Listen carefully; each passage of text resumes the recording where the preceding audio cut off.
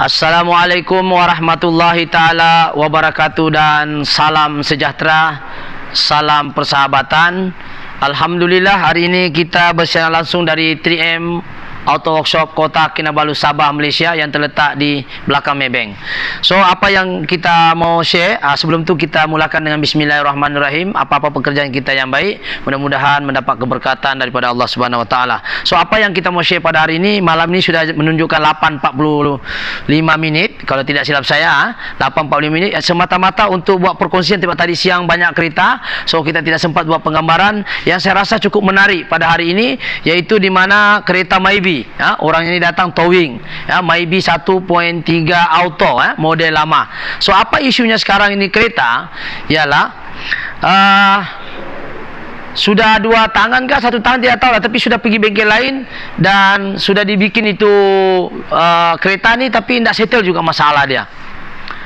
Jadi apa yang memeningkan kepala kita sekarang ini, bila kita scan dengan keadaan wiring dia berterabu ni, coba kameramen ke sini, tengok wiring dia berterabu. Ini bukan kami yang bongkar ni, ini bukan kami yang buka wire-wire telanjang ni, bukan kami ni, ini memang datang, memang sudah ada bekas tangan lama dan ada kopikan sikit lah, dan kalau kita nampak di dalam pun berterabu begini, bukan kami hanya buka di steering saja, ini memang dia datang sekali dengan dengan inilah, ini saya kami buka. So, inilah keadaan dashboard dia. Sebelum kita bahas lebih lanjut, apa yang kita mau share di sini ialah kenapa kereta ini tidak mau hidup. Walaupun kita sudah buat continuity, kita cek wiring satu persatu, crankshaft sensor pun try tukar dengan kereta lain, Avanza sebelah sana, try ganti 1.3 sama saya engine K3, try ganti kereta Myvi, camshaft, crankshaft sensor kita ganti, still masalah juga. Saya untuk memahami sistem, sebelum saya detailkan masalah ini kereta, saya ingin bahaskan sedikit sebanyak sekurang-kurangnya, memberi gambaran bagaimanakah cara kerja sistem ECU itu sebelum memberi firing order ataupun memberi cara kerja dia di dalam sistem enjin itu sendiri. Okey, dalam enjin kereta saya ada satu lakarkan di sini. Minta maaf 1000 kali minta maaf kalau andai kata lakaran saya ini tidak berapa paham ataupun ada yang tidak berapa jelas, sebab saya ini menggunakan tulisan saya sendiri, tidak di copy paste dengan mana-mana website ke apa, saya berdasarkan pemahaman saya sahaja. Jadi minta maaf kalau tidak paham juga, boleh diulang-ulang itu video nanti. Saya pun ini bukan pandai, kami bukan spesialis wiring, bukan juga kata orang bilang kita mau mengajar orang lain, tetapi apa yang penting di sini adalah kita mau share kenapa kereta ini tidak mau hidup. Walaupun sistem ECU okey, katanya lah, sistem immobilizer okey, katanya juga, itu kata orang lain. Tapi betulkah tidak ECU okey? Betulkah tidak wiring okey? Betulkah tidak immobilizer okey? Betulkah tidak sistem ignition key yang ada immobilizer antena dalam tu yang baca transponder okey? Jadi sebelum mau tahu okey kan tidak okey kan ni semua, kita kena faham dulu secara ringkas bagaimanakah sistem ECU itu bekerja sebelum memberi enjin itu hidup mengikut firing order yang telah ditetapkan. Okey, jadi apa yang kita mau share di sini ialah kita kena faham ECU itu apa. ECU adalah Engine Control Unit. Maksudnya di dalam sistem enjin tu dialah ketuanya. Umpama kalau kita di Malaysia ni, dia punya Perdana Menteri lah, dia tu diikuti oleh jemaah-jemaah menteri dia. Untuk mudah faham begitulah. Maksudnya ada keputusan dari apapun, Kementerian Kewangan minta peruntukan kah, daripada kementerian mana minta peruntukan, dia mesti tanya presiden dia dulu ataupun ketua menteri dulu, atau Perdana Menteri dulu. Jadi kenapa saya buat analogi begitu supaya nampak mudah faham. ECU ini merupakan ketua dalam negara. Kalau dalam kereta dia adalah ketua dalam kereta. So, sekarang kita akan tengok bagaimanakah ECU itu bekerja. Okey, ECU ini dia kena ada satu input.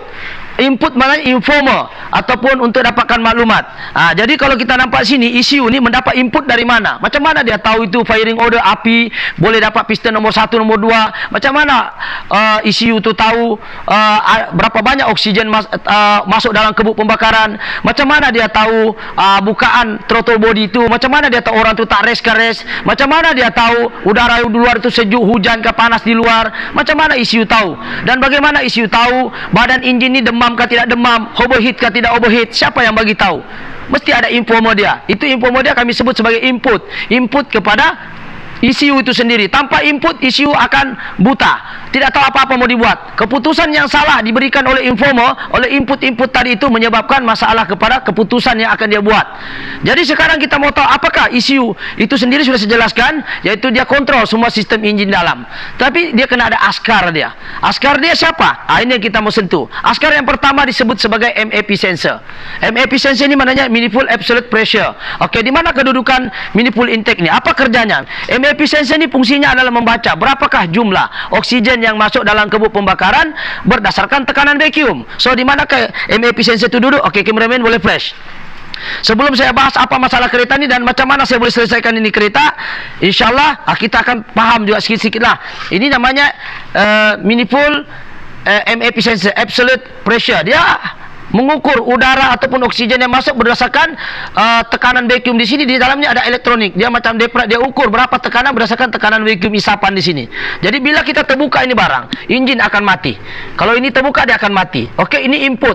Jadi daripada input sini dia akan hantar ke ECU. Berapakah jumlah oksigen yang masuk? Itu yang pertama, input yang pertama. Input yang kedua disebut sebagai IAT sensor. IAT sensor ini maknanya intake air temperature. Dia punya fungsi macam mana? Dia punya fungsi dia membaca berapakah suhu luar di luar. Intake air temperature maknanya berapakah suhu yang masuk di dalam. Di mana duduknya untuk MyV ya? Ini. Ini intake air temperature. Dia tahu di luar ini hujan kah, panas kah, lebat kah, ribut kah. Inilah yang baca. Disebut IAT sensor, intake air temperature.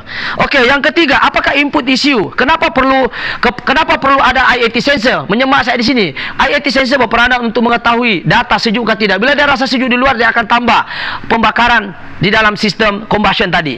Jadi dia akan tahu sejuk ya. Dia bilang, oh sejuk, kalau sejuk bila saya tambah lagi bakar lah. Begitu lebih kurang lah. Ya. Yang ketiga, apakah input lain yang memberitahu informer kepada ECU yang disebut sebagai crankshaft sensor? Okey, crankshaft sensor ni dia duduk di bawah. Aku tidak tahu kameramen boleh nampak kah tidak crankshaft sensor ni. Dia duduk di bawah tayar ni. Kita sekarang kita tengok di bawah ni. Kalau boleh nampak, crankshaft sensor boleh nampak. Itu di dekat belting main pulley. Dia duduk dekat main pulley. Sebab kereta ni tak hidup. Dia boleh dihidupkan sebenarnya sekejap lagi sebab saya bukan sampai ke stage itu. Nanti tidak nampak seronok lah kalau saya bypass terus kasih hidup ni kereta. Okey, sekarang ni kita kasih tahu dulu. Apakah itu crankshaft sensor? Crankshaft sensor dia memberi signal api firing order. Nombor berapa yang mau dikasih. Sebab kita kena tahu di dalam sistem pengapian dia ada 3 wayar. Satu wayar adalah body direct, satu wayar lagi daripada kunci, satu wayar lagi daripada ECU firing order tadi. Dapat signal daripada mana? Daripada crankshaft sensor. Nombor berapa mau dikasih piston api, nombor berapa yang mau dikasih injektor mau masuk, itu crankshaft sensor. Dan satu lagi yang adik-beradik dengan crankshaft sensor adalah camshaft sensor. Camshaft sensor dengan crankshaft sensor dia macam bukan sepupu lain kali ya, bukan adik-beradik betul-betul. Sama, hampir sama. Tanpa ini dia tidak mau hidup juga. Ya, ini namanya crankshaft sensor. Dia mendeteksi minyak. Berapa banyak duration minyak juga akan tengok dia punya firing order minyak di sini. Kalau crankshaft sensor lebih kepada api, tapi crankshaft sensor lebih kepada minyak. Injektor dia kontrol. Sorry ya, mikrofon jatuh dia punya klip. Sekejap dulu. Macam penceramah sudah kita ini ya, tidak kisahlah dia punya intonasi bagaimana, tapi inilah cara saya, yaitu input dia. Input pertama yang disebut sebagai camshaft sensor. Camshaft sensor ni. Tulisan saya cakap rayam. Camshaft sensor di sini. Camshaft sensor dia duduk sini. Dia duduk sini. Dia baca firing order macam mana dia kontrol minyak lah. Mana satu injektor mau dianud. Tapi untuk dia kerja, dia kena crankshaft sensor dulu. Kalau crankshaft sensor tiada, semua buta. Tidak ada boleh, ini pun tidak boleh kerja. Tapi kalau ini rosak, dia boleh hidup sekejap lepas tu mati. Boleh jadi, tapi tidak semestinya. Sebab api sudah dianud, tapi dia tidak ngam timing antara minyak dengan api tidak seiring. Itu camshaft sensor punya fungsi. Okey, yang seterusnya, oxygen sensor. Input yang seterusnya, yang keempat, betul lah, oxygen sensor. Okey, oxygen sensor ni mana ni? Oxygen sensor ni sini. Okey, oxygen sensor ni. Ini oxygen sensor. Oxygen sensor yang ini. Apabila oxygen sensor ni, apa pentingnya oxygen sensor? Kenapa disebut oksigen? Bolehkah kita sedut di sini ni? Ini karbon monoksida di dalam. Kenapa disebut oxygen sensor? Maksud oxygen sensor maknanya oksigen yang masuk dalam kebuk pembakaran ini ada yang tidak terbakar habis. So fungsinya adalah mendeteksi bahan bakar ataupun oksigen yang tidak terbakar habis, kemudian diinform kepada ECU untuk bagi tahu. Dia bilang, kalau orang lah dia bercakap, "Hai bosku, banyak tidak terbakar di petrol. Oh bosku, ini banyak bahan bakar oksigen tidak terbakar." Daripada informa tadi inilah, kalau kita scan dia ada link dengan reach, daripada informa tadilah dia akan adjust injector. Kalau dia dapat info daripada oksigen sensor tadi, dia dapat info mengatakan bahawa apabila oksigen terlampau banyak, dia akan suruh injektor tembak lagi lama. Tetapi apabila dia dapat info, dia kata minyak terlampau banyak tidak terbakar, dia akan suruh injektor tadi pendekkan duration dia supaya jangan terlampau banyak semprot minyak terlampau lama, nanti tambah jacking. Jadi proses ini, proses antara lean dengan rich, maksudnya kalau lean itu maksudnya miskin lah, maksudnya banyak oksigen tidak terbakar. Kalau rich ni maknanya banyak bahan bakar tidak terbakar. Maklumat inilah yang memberitahu ECU untuk ECU bertindak balas dengan injektor supaya kurangkan duration itu berdasarkan info oksigen sensor. Sebab itu bila oksigen sensor rosak, dia boleh menyebabkan kuat makan minyak. Satu, kuat makan minyak. Yang kedua, bila dia rosak ini barang, dia boleh juga menyebabkan RPM drop, bukan drop sampai mati enjin, tidak, dia turun. Diandaikan throttle body besi, ISC okey semua, itu andaian begitulah. Sudah buat, try ganti oksigen sensor. Sebab pertukaran maklumat tadi mempengaruhi RPM. Boleh mempengaruhi semput tu boleh juga. Tetapi itu kaedah terakhir. Setelah kita bersihkan throttle body, jangan cerita oksigen sensor kalau semua itu bermasalah, spark-plug masalah, itu semua bermasalah. Jadi oksigen sensor ini dia ada 4 wire, 2 adalah heater, 2 lagi antar pergi ECU. Jadi kalau heater rosak, mungkin dia keluar cek enjin. Tapi bagaimana kalau heater tidak rosak, tapi informa itu tidak hantar dengan maklumat tepat, mungkin sebab karbon-karbon kotor, itu juga mempengaruhi RPM. Jadi itu contoh oksigen sensor, iaitu mendeteksi bahan bakar yang tidak terbakar ataupun oksigen yang tidak terbakar habis. Seterusnya akan memberi info kepada ECU untuk mengukur duration injektor minyak tadi supaya jangan tembak lagi kalau terlampau banyak bahan bakar tidak terbakar. Jadi membazir. Jadi proses itu dapat menjimatkan minyak apabila sensor ini dapat memberi maklumat yang tepat. Okey, seterusnya TPS sensor. Ini input ECU, dia dapat input TPS sensor. TPS sensor tu mana? TPS sensor tu yang ini. Ini TPS sensor. TPS sensor ni dia tahu. Ini. Dia, apa maksudnya TPS? Throttle Position Sensor. Throttle Position Sensor ini berperanan untuk bagi tahu sama ada pengguna ini dia tengah race ke tidak race. Sekiranya kita race. Contoh kita race. Ini sub ni batang dia akan ada di dalam potentiometer. Potentiometer ni dia pemboleh ubah. Dia tahu orang ni buka berapa darjah, dia tahu. Dia tahu berapa banyak dia buka. Bukan dia tahu jumlah oksigen masuk, dia tahu butterfly buka berapa darjah, berapa peratus bukaan. Daripada maklumat TPS inilah ECU tahu bahawa orang ini tidak race. ECU tahu orang ini tengah race berapa peratus. Jadi apabila dia tahu TPS ni tidak race, contoh macam ni, ketika kita break lampu trafik merah, kita tekan, kan oksigen tidak dapat lalu, betul lah? Oksigen tidak dapat lalu. Jadi oksigen tidak dapat lalu, maka dengan sendirinya aktuator tadi yang ini, stepper motor akan buka, udara akan lalu di lubang ni. Nampak ni lubang ni. Dia akan lalu, dia lubang sini. Lepas tu dia akan pergi bawah. Jadi berapa panjang di sini mengikut TPS. TPS yang akan bagi tahu ECU orang ini tidak race. Jadi kalau tidak race, dia akan benarkan oksigen lalu di lubang kecil melalui dikontrol oleh stepper motor atau ISC, idling control sensor. Jadi dengan TPS ini jugalah dia apa nama apa istilahnya dapat mengukur orang ini tengah race ke tak race. Dengan adanya ini TPS lah juga dia tahu orang ini tengah berapa laju ini orang, berapa bukaan. Berdasarkan pedal kaki yang kita pijak, daripada TPS juga yang tahu. Jadi bukaan ini nanti akan dihantar ke askar-askar dia yang lain untuk bagi tembakan minyak. Bila dia tahu race banyak, mungkin dia tembak minyak lagi banyak. Jadi TPS yang beritahu. Tapi berapa jumlah dia itu MAP sensor yang ukur, bukan TPS. Jadi kalau kita dengar TPS dengan MAP lebih kurang. Tidak. TPS mengukur bukaan sahaja. Dia bukan mengukur berapa gram, miligram di dalam oksigen itu, tidak. Yang mengukur gram-gramnya semua ini adalah MAP sensor. Berapa jumlah oksigen molekul udara masuk dalam. Okey, seterusnya. Jelas MAP sensor ni fungsinya. Seterusnya, ECT sensor. ECT sensor. Apa itu ECT sensor? Engine control, engine coolant temperature. Ataupun bahasa lainnya, sensor yang baca suhu badan enjin. Jadi fungsinya ECT sensor ni engine, dan dengan nama pun boleh tahu. Engine control, engine coolant, engine coolant temperature. Maksudnya engine coolant ni lah juga yang bagi tahu ECU kereta ini tengah stabil. Dia punya bacaan berapa darjah. Dia juga yang bagi tahu berapa suhu ideal di dalam. Daripada suhu inilah juga jarum akan naik. Daripada ECT sensor lah, jika berlaku overheating ataupun berlaku kepanasan melampau, iaitu melebihi 100 darjah Celsius, maka ECU akan buat tindak balas. Pertama, dia akan matikan aircon dulu. Sebab itu bila temperature naik, aircon akan mati dulu. Kedua, dia akan, kalau degil juga orang tu, tak pandai pergi bikin di workshop, dia pakai juga itu kereta, akhirnya mati juga itu sistem dia akan matikan untuk mengelakkan overheat. Jadi ECT sensor adalah satu fungsinya mendeteksi suhu badan enjin. Yang kedua, ECT sensor memberitahu tindak balas yang sepatutnya dia buat. Yang ketiga, daripada ECT sensor lah temperature kita boleh nampak berapa suhu di dalam. Yang keempat, daripada inilah kipas hidupkah hidup, on off, semua daripada ECT sensor.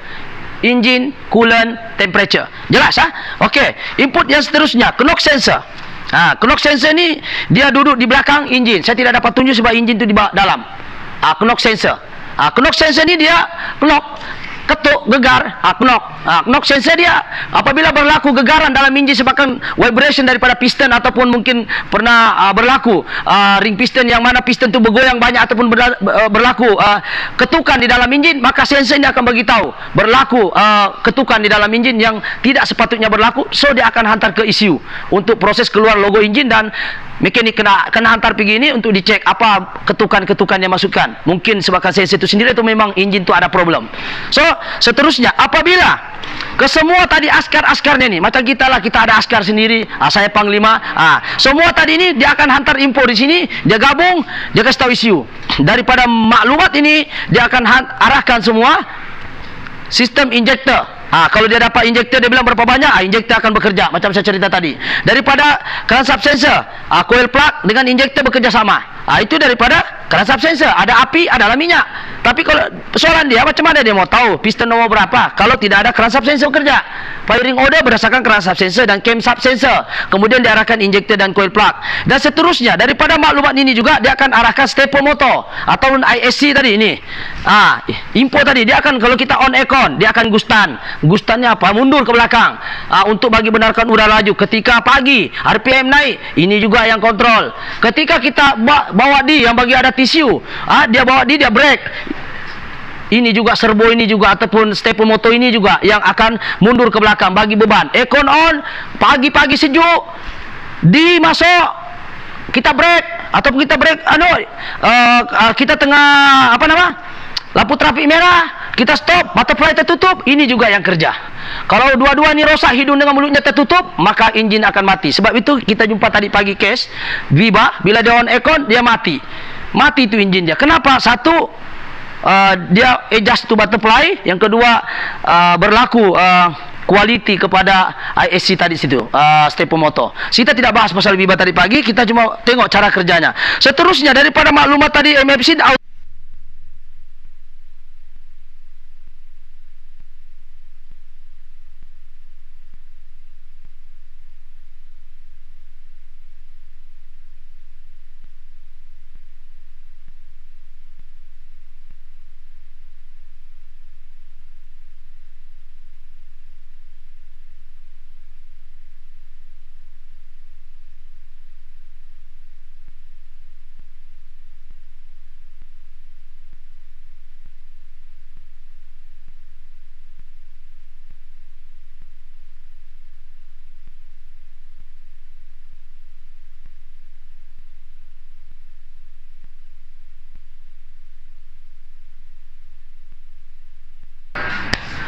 Okey, assalamualaikum. Tadi terputus bateri, mati ini mic jadi ini malam sudah dekat jam 9.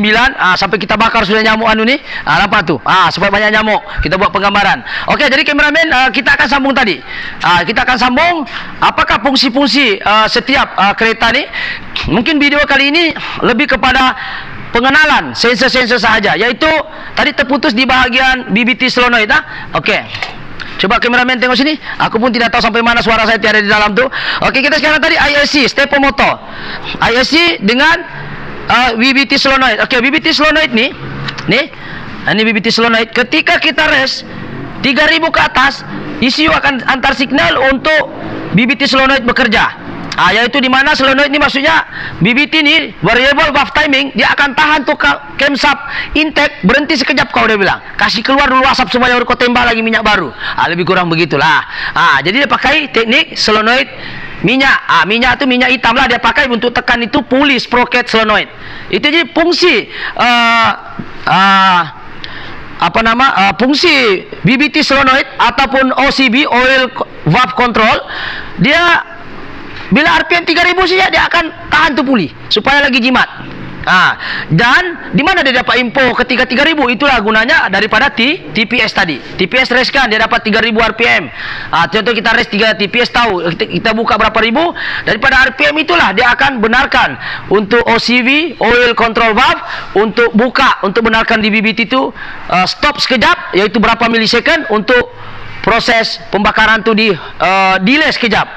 Tapi timing chain berputar juga. Jadi untuk ini bab macam mana cara kerja detailnya saya tidak bahas, cuma kita lebih detail kepada perbahasan bagaimana sistem-sistem sensor ini bekerja. Okey, yang terakhir. Okey, kanister. Kanister ni pula solenoid, dia punya kanister ni apa juga fungsinya kanister ni? Kanister tu di mana? Okey, kanister yang ini. Kanister tu yang ini, kanister yang ini. Ni. Apa fungsi kanister ni? Ini bukan, banyak orang tanya saya di YouTube, dia bilang ini Econ FICD Econ. Ini bukan FICD Econ, untuk maklumat. Ini namanya kanister solenoid. Dia punya fungsi, coba tengok dari sini kameramen, tengok. Ini pipe pergi daripada tangki. Jadi uap tangki itu dia akan masuk sini minyak petrol, yang kalau kita isi minyak kan bawap, daripada dia terbuang sia-sia, bagus dia bakar balik.